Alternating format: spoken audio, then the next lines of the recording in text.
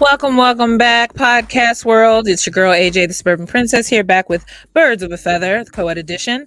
Back with my co-ed, Eddie B. What's up? Yo, what's up? Just Can you hear me? Fresh out of work. Yeah. You hear I'm me? good. You're fresh off the keyboard too? Yeah, fresh off the keyboard. That's why we have to say it now. This is the remote job world. So you and me both are just like, we didn't go nowhere. We just turned around. Yeah. Or went upstairs, went downstairs, however you... I went upstairs for me. Anyway, how we feeling, Ed? Talk to me since the win.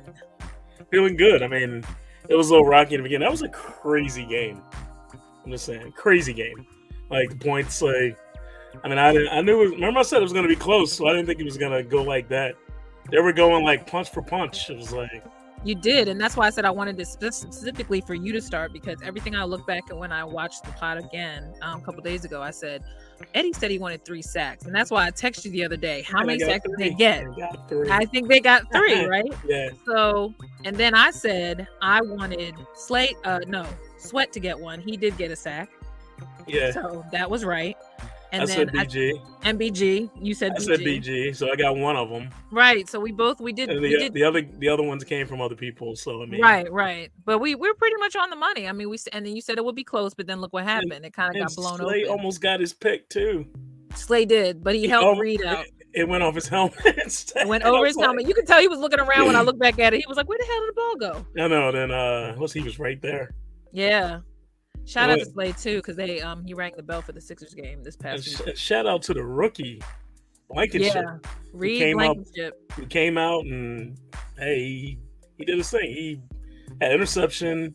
He was in on a bunch of good tackles. Yes, he was. I mean, I was impressed.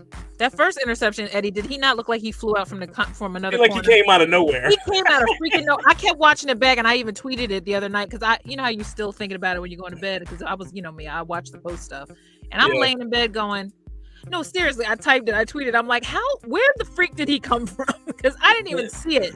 I think even the camera guy was like, what the freak, what? And then and that just showed him. That's how you can tell the guy never saw him. Right. He never saw him. Never saw him. I think by the time Rodgers released the ball, I think he wasn't realizing how fast that kid was coming up. He just jumped the route. He jumped the route. And because you saw what's in his hands, he was like, yeah. I was like, oh shit. Well, he's looking like, what the hell? Congratulations on the Eagles now at this point, because like we said, we wanted Aaron. I told you I wanted him to eat turf. He did eat turf, and he hurt his ribs. So sorry, whatever. I'm more worried about TJ Gardner. Go ahead. Yeah, me too. A lacerated kidney. Yeah. Yeah, and it's crazy though that we win this week, and a couple other people lose. We can clinch our playoff spot already. I saw those scenarios, and I hate that. It made me dizzy. I was like, oh my god! I was like, really already? It made me dizzy. I know. I thought about it, but then I said it's doable. But at the same time, it's also the Titans, and I feel like they hit a little harder. And right now, some of these, they're already injured in a lot of important areas. So I'm praying that the defense have a game of their life this weekend. I remember last time I saw them play the Titans, and they beat us, and I was mad because I was fucking there. I was there. And I was pissed off. So you know what? They come to our house. We better beat their asses. Better beat their asses, because I thought they were going to Tennessee. So I'm glad you said that, because I didn't realize it was a home game till yesterday. And the crazy thing is, we lost on a bad call. They called pass interference. I agree. The guy didn't even touch him. I remember. And even everybody in the stadium was like, "What?" And the game was over then. And then they gave him another chance. So I'm sorry. I'm being gross because I ate a grapefruit, and you know how you have something in your teeth and it just won't go away. So I'm not trying to be old and weird, but anyway, yes, that was amazing though. What was the final score, Eddie? Because I forgot. I know they got 40, right? So it was 40 to what? 40 to 33. 33. Did not see 40 points coming. I don't know about you, but I at least thought, like you said, I thought it was good. Yeah, I thought it was going to be just in the 30s and within a field goal. I thought, but. Well, when they got that, who was the last score on the Packers? Was it the kid again, the rookie that got the last? Love threw a touchdown too. Love threw a touchdown, right? Because Aaron went out because of his ribs, and then they kicked the field goal. These Eagles stopped them, but then they needed a field goal anyway to tie it, so they ended up going for a field goal. Yeah. So There was I think it was this game, but I know there was a point during that game where I thought, why didn't they just, or no, maybe it was Green Bay. Somebody didn't go for it that I thought they should have just went for it instead of punted. It might have been Green Bay. Was it us or was it them? I thought it was us, but then I thought even if they did not punt, I don't think it really mattered. Yeah. Because I think they only went like 3 and out maybe once during the game. I just couldn't believe that we missed 2 quarterback sneaks back to back. Yes, how about that? Because even all the commentators were like, "Wait, if you go back and listen to the one team is the best at it, and we missed it twice." Here's the thing: if you watch it again and you hear Collingsworth in the background go, "Oh, yeah, he did that twice. And the second time he did it, I think he didn't even know they didn't get it. Now, mind you, I think I had just gotten up, so I didn't see the second time they tried to do it, but I was shocked too when I came back. I said, they didn't get the first down? And that's very unheard of for them to miss it 2 Very times. Unheard of. Even Collinsworth said that. He was like, man, I've never seen them miss it twice. But then the next time they did it, they got it. So both times. Well, and also too, it helped a lot that our quarterback decided to run some third downs that looked fun. Hey, but you know what? We gashed them. We gashed them. I mean, and he helped. Jalen had 150 something, and Miles had Miles had 147, I think. And then little touchdowns. Little boots with Kenny got one, Kenny G got one, Boston got one. Yeah. Yeah, all the running backs did their purpose, including QB. Well, Miles got 2, so Miles got 2, Gaineswell got 1. Didn't Boston get in 2 or no? No, I don't think he did. I don't think Boston got in. Because the other touchdowns came from Quez and right, Quez's touchdown was Quez and AJ. That was a good throw. Yes, I'm glad AJ redeemed himself because that little toe tapper to AJ was good too. Yeah. You see the freeze frame I put on my page. Yeah. I said I need somebody to put the Michael Jackson effect on there. Go because his feet were up just like that. I just want to be like hee. But shout out to AJ because I know everybody's been coming down on him because he pissed me off too when he fumbled again. I was about to say, yo, concentrate and finish the play. What is wrong with you? Yeah, well, he didn't. The guy came up right behind him and ripped it out. I know, but at that point, you would think he's too busy fighting for yardage. Yeah, right. He's so busy thinking past the down. You have to finish the play, just like what Terrell Owens always says. Worry about where your feet go later. Just complete the play. And I think he's so used to having room. I think both him and Quez are so used to having room that's why they always have that ball like mid-air sometimes before they tuck it in. But I'm glad that he redeemed himself because he went back to him later and he got that 1 first down. You could tell he was holding on to it because they were crowding him. And Devonta had some he had some sneak. He caught a couple that were like first down catches. Ridiculous. Which were good catches too. He made good. That kid good on the corners. He's good in the middle of the field on the side. That kid guy. runs some his routes are crazy. Oh yeah. Even Collinsworth was giving him his props. He was like, how he was running his routes. He stopped. And the guy just lost him. He just like. Well, thank God for all the nerds out there that somehow get the other angles, and they they re-edit them. But I've seen a lot of guys repost different angles, and I'm always been impressed with the way Devonta runs routes because I thought that even before AJ came, he was kind of the model guy because some of those guys weren't running their routes correctly. You could tell. I mean that was Jalen Reagor's struggle was that he was never really finishing or starting routes at all. Did I ever send you that? Ever seen that video? I sent you that video of Jerry Rice, didn't I? Old school yes, you Jerry did. Rice. Yeah, I think you did. Yes. Crazy. Like that's what it kind of reminds me of a little bit. Jerry Rice. Well, yeah. Jerry Rice running the routes and breaking dudes' ankles because Jerry was never blazing fast. But you could never keep up with him because he would fool you every time. And that's the thing. Sometimes it's not about how fast you are, but do you understand the way to evade the defender? Yeah. And still concentrate and catch the ball and keep your feet under you. That's the thing. There's like 3 things you got to think about when you catch. That's why I can understand why some guys fumble or some guys lose their head. Yeah. But when you're so used to seeing someone like AJ catch the ball and then just keep going, it's weird to see him fumble. But then when I saw him after the game and that eye looked real red, I was like, oof. He probably couldn't even see in front of him half the time. I'm glad he had his visor on. Homeboy was talking about bloodshot because they said he was throwing up so much. They said he was sick, apparently. Yeah, right? And I told you I thought he'd be better by now, but then the fact that his eye looked like that, I was like, shit. Yeah. But as much as people were trying to talk down to him, I said, don't even start because y'all wanted him here, and he is guilty. And he is guilty as much as he knows when he's done Oh, having a bad game. he mans up. When he fucks up, he mans up too. That's the thing. That's why people have to realize the blessing of having someone like him. He's always accountable for when he fucks up. He knows it because he knows it's coming, just like Slay does. Slay always gets on the Twitter as soon as because he knows people are chirping. And he goes, yeah, that was my bad. I fucked up. I'm gonna be better. And that's a good thing about this team. It's a good thing about this team this year. You don't have one guy on there that's like trying to say, oh, well, blaming anybody else. As soon as they do something wrong, they're like, it was me. Now, mind you, I noticed Miles stopped doing that too because I still follow Miles, and I noticed he hasn't been doing too much chirping lately. So I'm glad because he's probably been told to just focus on his game and concentrate on holding that ball because he's been looking great. He's definitely gotten better. I don't know if he still has a shot in staying here unless he takes a little money, but he may find another home. Mm-hmm. Steelers may want to take him, and he's a local Pittsburgh boy. So if they throw a rope out to him, I wouldn't be shocked. You know what? If the price is right, I'll keep him. I would too, but I'm just saying, realistically, because he fits. He fits. He does fit. Yeah, I mean, you need a patient runner with that line, a guy who can right, because he follows his guys, which I love to see. Which he's working with Stoutland. He even said that he's working with Stoutland this year. He's been improving, because he wasn't good for that sometimes. Because even Kelsey would throw a fit when he'd be trying to put a lane for him, and he'd be going the other way. You look, what the fuck are you doing? And now you see him. He's like, "Come on, man!" Got his hand on his back. He's like, "I'm with you. Let's go.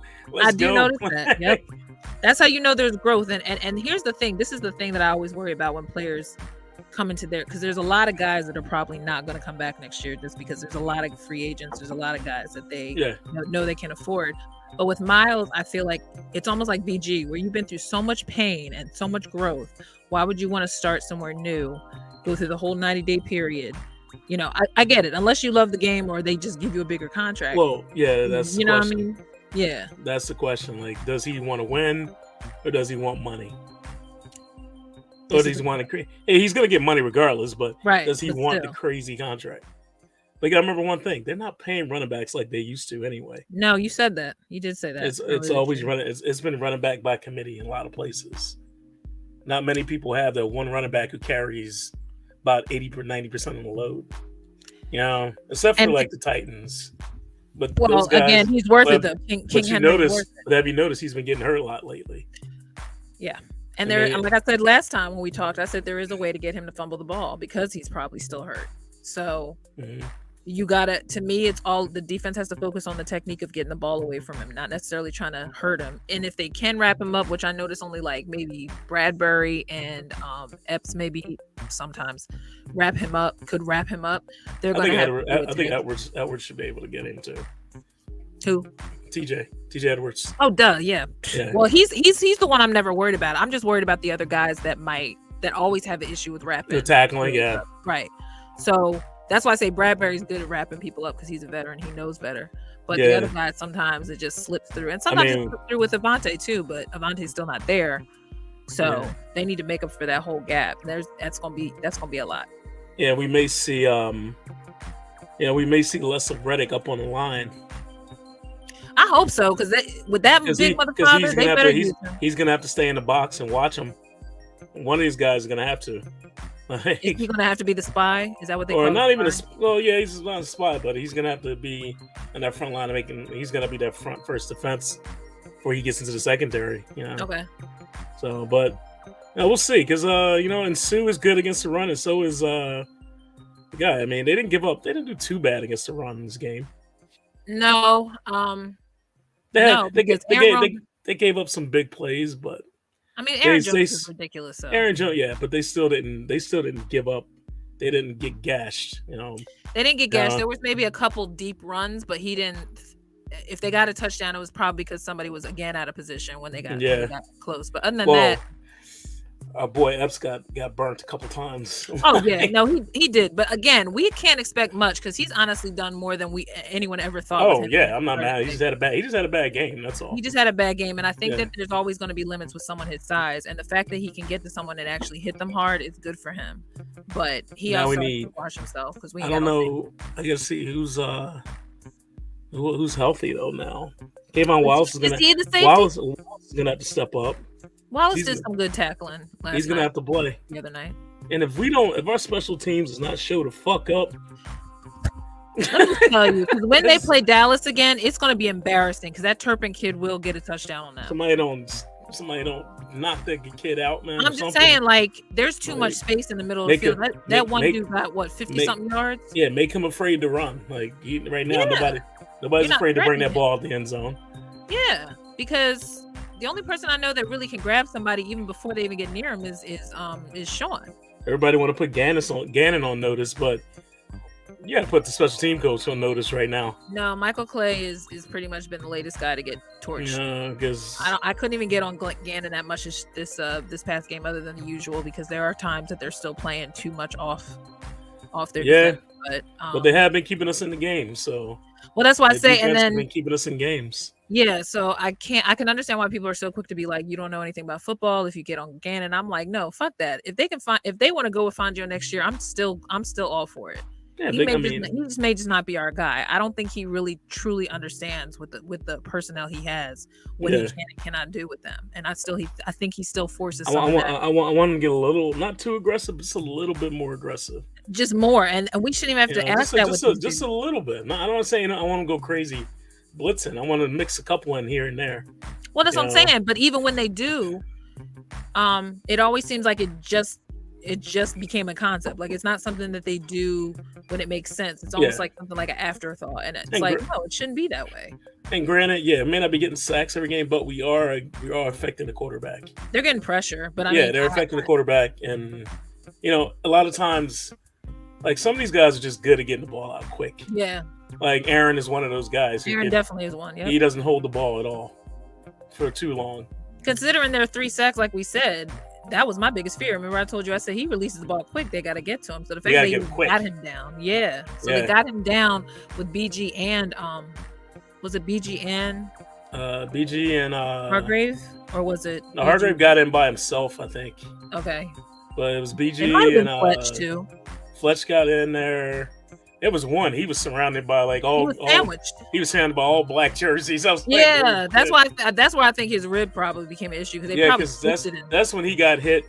I think he got hit by BG and he got hit by Reddick at the same time. And then he got sandwiched in between everybody else. Yeah, so I think his body went 2 different directions and then slammed. And I think he hit his hand as well at the same time.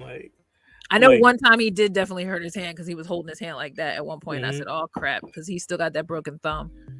But I mean, honestly, to put the words with to understand what Seth Joyner always talks about in the post show is that he's like, when you know somebody has an injury, he's like, you're supposed to go for that injury. He's like, he goes, no mercy. And then I said, that is the definition of difference of generations, because their generation had no mercy. Oh no, this generation, you breathe the wrong way, you get a flag. You know what I mean? Like, you don't see the same. I mean, it's not the same fire. You're not going to see like the body bag game, right? Yeah, you're not going to see a game like that anymore.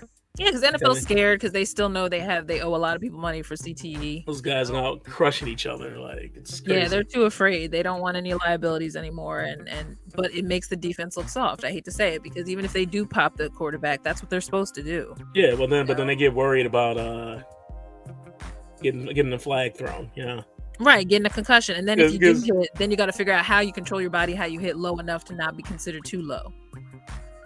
How many parts of the body can you not grab without totally losing your quarterback? But the crazy thing is like, even did you hear what he said about Sue? He's like, oh, there are times when Sue would have finished his hit on Aaron Rodgers. He was nice to him, actually. I think he was afraid he was a step too soon. I thought pulled up. Yeah, he grabbed him. I was like, yeah, there were times that Sue wouldn't even give a fuck and just threw him to the ground anyway. No, this is a new version of him, because they probably got to him. He wouldn't even care. He also too knows that he just got on the team, 1, and then 2, he probably thought about it. It's out there already that I hate this dude. If I come too hard, I might literally tear his head off. Because once he got the first couple of sacks, I think he was starting to get rickety.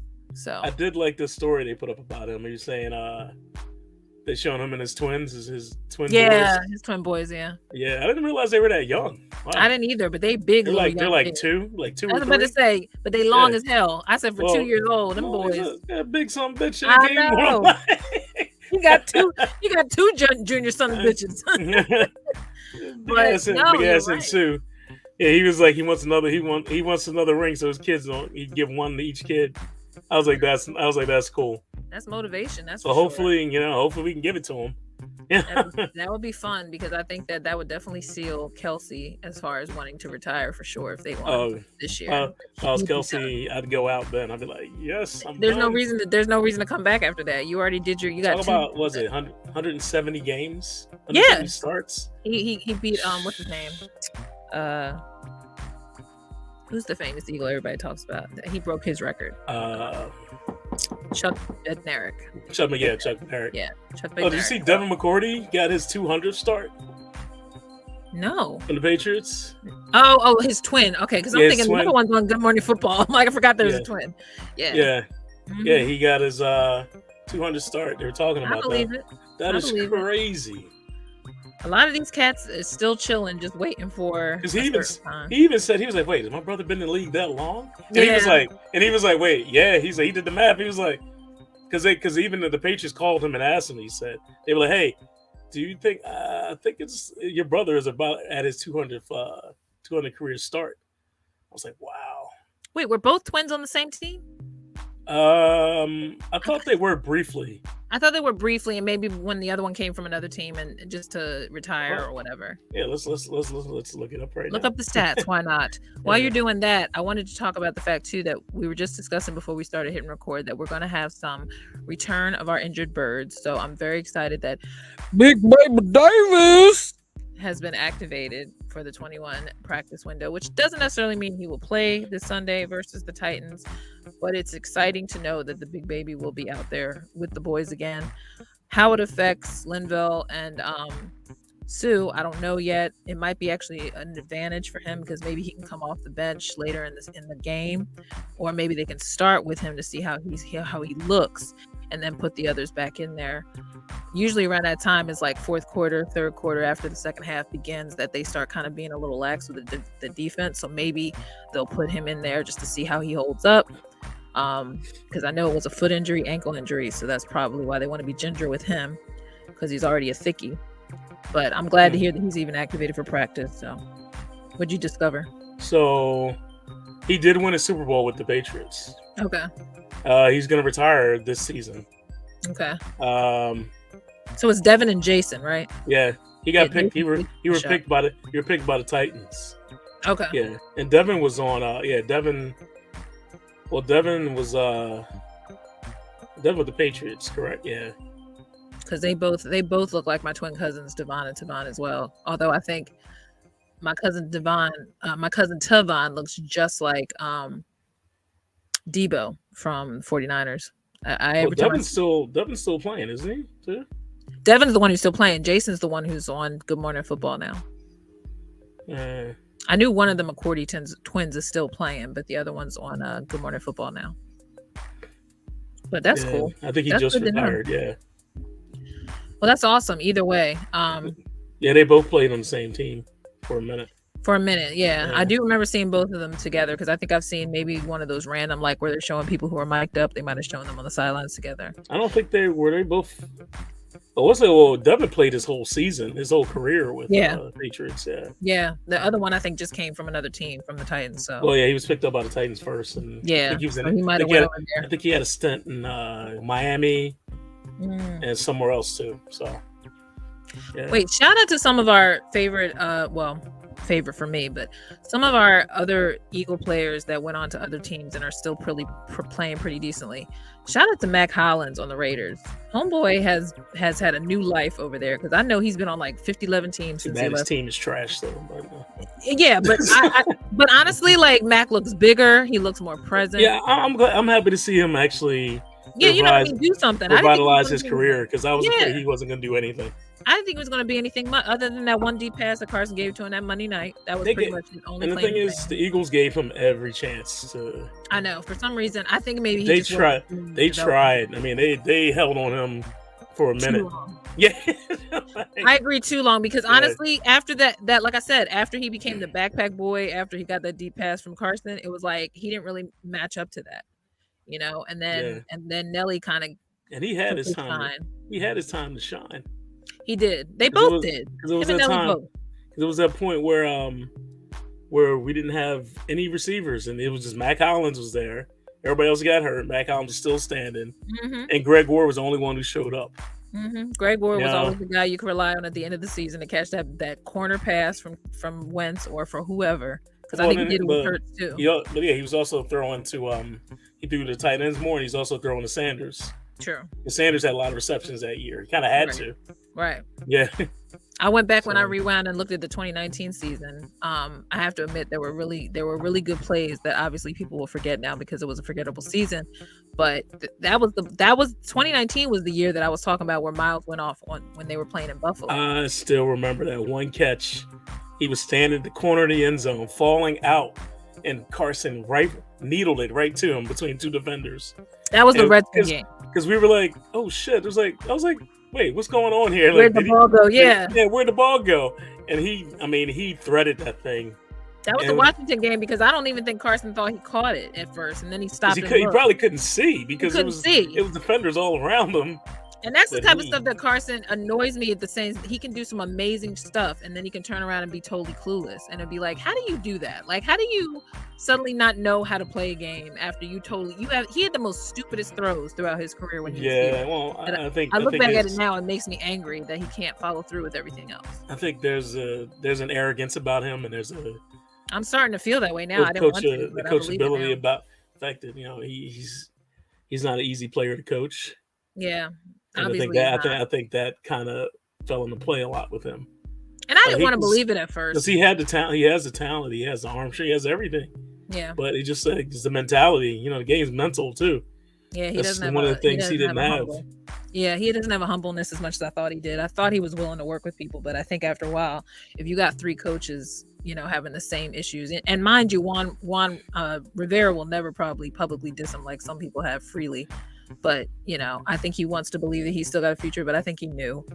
He just didn't want to prove everybody right until he was injured, and that was his excuse to be like, I don't need to go back to him now. I think we got a guy who knows how to do this. And I still think they did him. I think they did him dirty in Indy. I mean, oh, they totally did. I'm still, regardless of who he is now, I do agree that they did. Because it wasn't his fault that Indy was losing.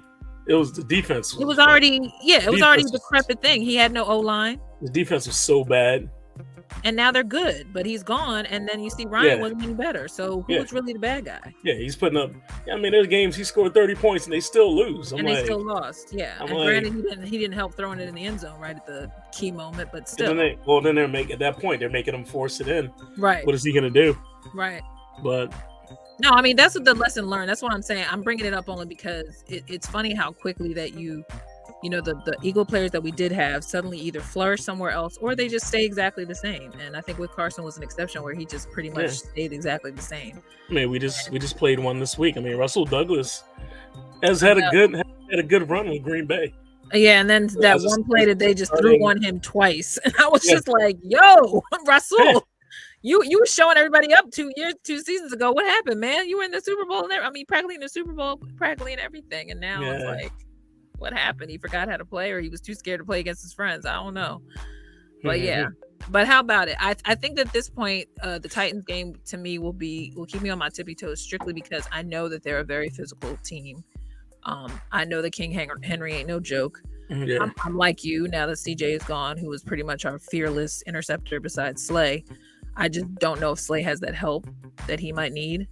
I'm praying that Reed shows up even more than he did in those glimpses. I think he will. I don't doubt it either because I'm sure he wants to prove himself now. But there was a reason why we got him, and the reason why they're making room for whoever. And then I wouldn't be, although I don't know, it's Wednesday. They may not bring anybody in this last minute, but no. There's probably gonna be a practice squad guy they might throw in there. Maybe they rotate Epps, Wallace, and there's one other guy. What's his name? I always forget his name because he doesn't know. Josh Jobe is a corner. He's a QB. He's a CB. See, I don't know all those positions very well. Yeah. I just know I'm trying to think of the names of the guys. This guy's a safety, and he's Oh my God, why is it like losing me here? Well, I just He's know that's my worry about them not being able to keep King Henry down. Because yeah, middle of the field, and honestly, this would be nice if they showed up and put N'Kobe out there for whatever reason, because N'Kobe might help. You know, they haven't used him a lot, and if they do, he's special teams, and I don't know if he can do much out there with Sean and them, because if the whole squad doesn't know how to cover or get out of their lanes in time, you know. So that's my only worry about the Tennessee game. I didn't realize it was a 1:00. I thought it was going to be later, but they just flexed the only game they flexed thus far is the Dolphins game. So it's Sunday night now, or it's Sunday night a week from this Sunday. So they didn't flex any of our games yet, thank God, because I don't think there's any. Sometimes they do that with the Giants game. They might do it with the Giants game, because they always seem to do that with the Giants game later in the season. So I wouldn't be shocked if the Giants game is a flexed game, if it isn't already a night, which I do not remember offhand. But yeah, so tying it up before we watch Sixers tonight, because the Sixers are playing. I think they're playing Cleveland tonight, right? We got to celebrate the fact that Embiid's back and that they actually pulled out a win against the Hawks, because the Hawks own their asses since the playoffs for a while. So I'm glad that Embiid came back when they needed to, because, my Shake is starting to feel himself, and Tobias got in there and looked good. Who else do I shout out? Ferg all of a sudden started looking real fearless at the basket. And Melton's giving us quality minutes too. Melton has been consistent, but I have to say I hate sometimes when he be airballing. I don't know how he just throw it up sometimes, and I'll be like, I don't know where you were looking, homie. Yeah. But he's my little crushy now. I like him now. He kind of sort of reminds me of Mike Scott a little bit. And also too, you said Shake.